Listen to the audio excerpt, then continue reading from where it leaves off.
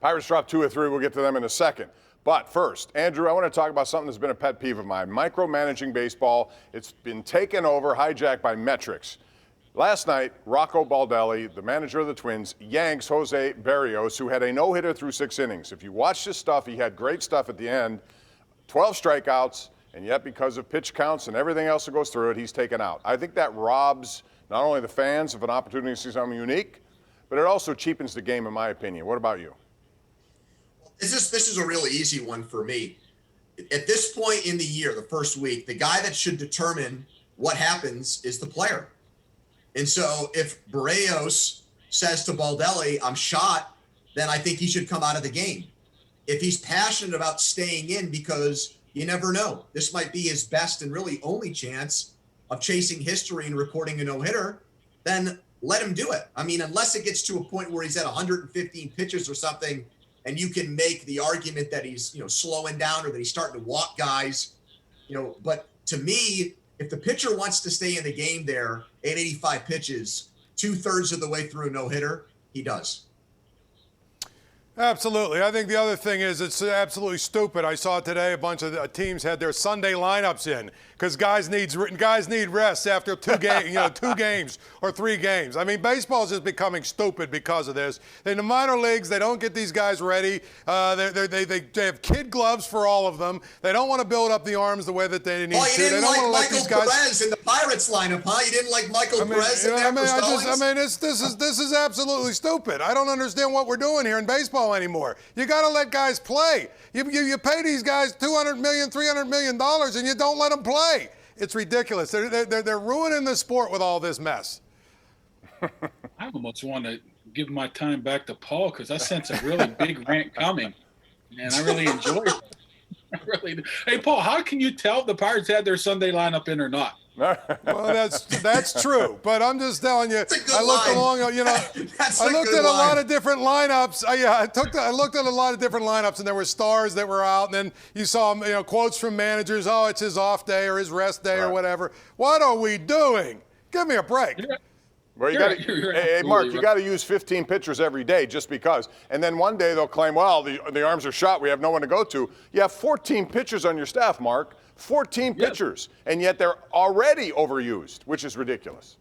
And what pitcher in their right mind would say they want out of a game with a no-hitter with 84 pitches? He did.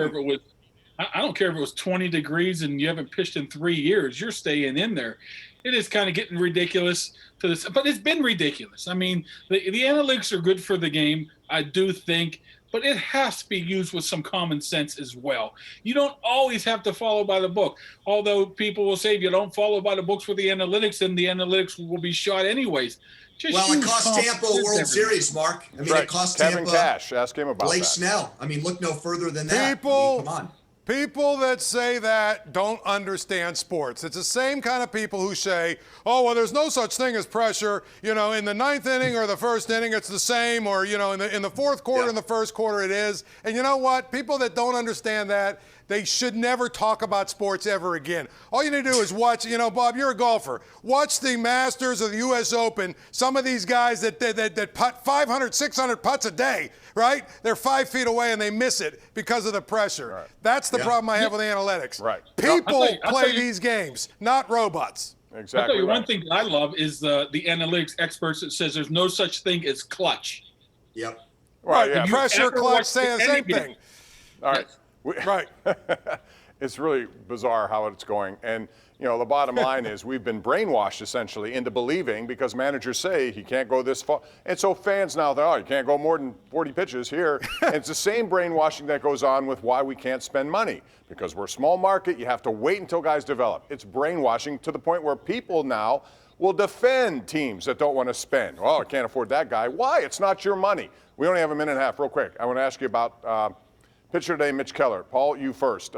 He should by now be a star, or at least emerging. He's not. What do you think of him? Again, make it quick, please. The thing that concerns me the most about him is the pitching coach and other people around the team say the reason that they didn't want to let him pitch on opening day is because, it might be too much pressure on him.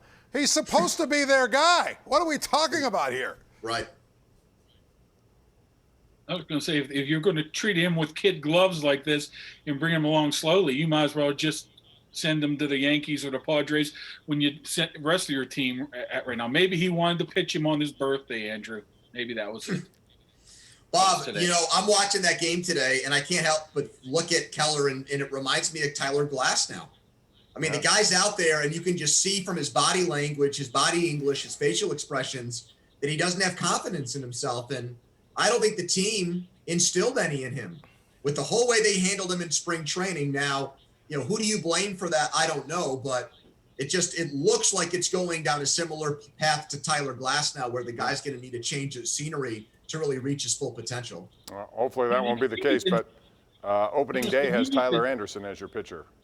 Say, Paul, real quick, if you have to instill confidence in a guy that's going to be your ace, you might as well just move on now. He should be confident regardless if he's a pitcher 1, 2, 3, 4 in the first week of the season. That's ridiculous. All right, we're going to go to break. We'll do it, come back, and we'll talk about one of the best plays you'll ever see in college basketball. That happened last night right here on this very airwaves.